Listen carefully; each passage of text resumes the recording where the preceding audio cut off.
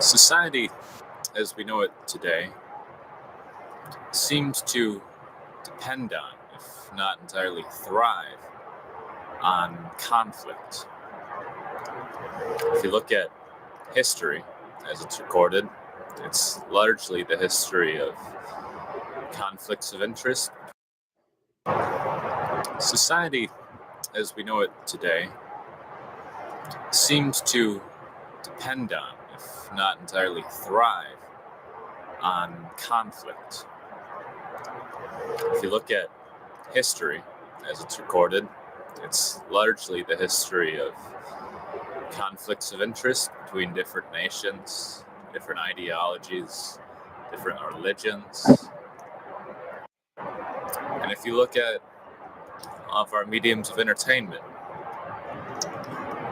everything as we know it seems to be dependent on the idea that there is some kind of conflict of interest. In our sitcoms, for example, we do not watch people who are living completely happy lives, but we watch people who live their lives constantly at odds with each other, constantly coming up with new ways to be in competition, to prove one's own rightness over another person's. And so, in our reality television programs, you hear very often that the people participating in these things are required or asked to create drama, create conflict between each other, because that is, for some reason, what we find interesting. We like to watch scary movies. We have a government that budgets most of its money on war and so-called defense. And without conflict as we know it, how would society function? Because if there was no conflict, if there was no violent crime, we would have no need for prison systems, we would have no need for, or much reduced need for police, reduced need for lawyers. There are so many systems within society that need conflict, and without it, they become completely obsolete. So, I want to propose a theoretical here. Suppose that society has a change of heart, and there is a complete cessation of violent crime, theft, and you see a lowering of conflict worldwide. You see no more need for shows like Maury. You see no more need for conflict of interest between politicians, because theoretically there's no more need to argue over the correct course of action, because the correct course of action becomes obvious. And not just on a political scale or spectrum, but also at a humanitarian level. We start to respect each other and realize that violent crime doesn't really solve any solution, or doesn't really solve anything most of the time.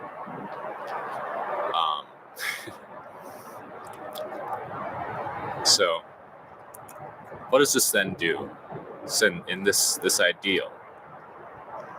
Because this is the ideal, what a policeman should want is that he can go out and he doesn't need to arrest anyone. What a lawyer should want is that he doesn't need to defend anyone, because no one needs to be defended, because no one is, committing any crimes or feels any inclination to do something to harm other people. Shouldn't this be the ideal? I mean, obviously, yes. But the question has to be asked, what then happens to all these professions that are dependent on the idea of conflict and dependent on crime? You see, the paradox of society is that it cannot function in its ideal state.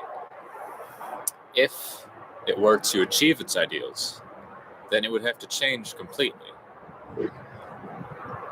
So this is opening up a lot of doors for new ideas of how you can, allocate the necessary resources to people if they're not working. A lot of people like the idea of a basic income, something that is paid to anyone regardless of whether they're working or not. And I do think that may be a step in the right direction. I mean, given how things are working right now, it doesn't seem at all likely or possible to me that things will remain the way that they are.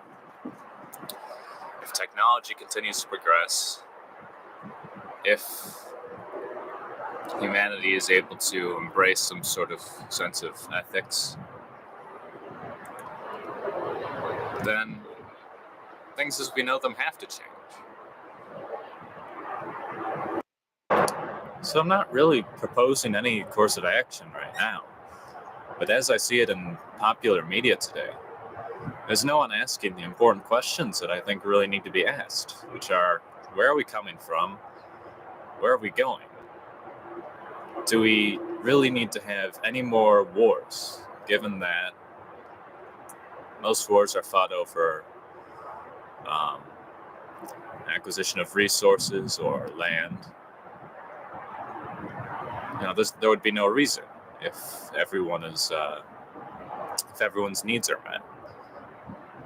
So we shouldn't make the assumption that we ever need to have another war, really. Nor should we make the assumption that everyone needs to be working a job, because that assumption is going to inevitably come into a lot of conflict with itself, because as is made obvious by the fact that prison systems and police would be made mostly obsolete if there's no conflict in the world. And many jobs today are starting to become replaced by technology. So as long as we're attached to the idea that everyone has to be working, that things are going to function in the future just as they have in the past, and as long as we're not open to alternative ideas, then I think that things are going to get progressively worse.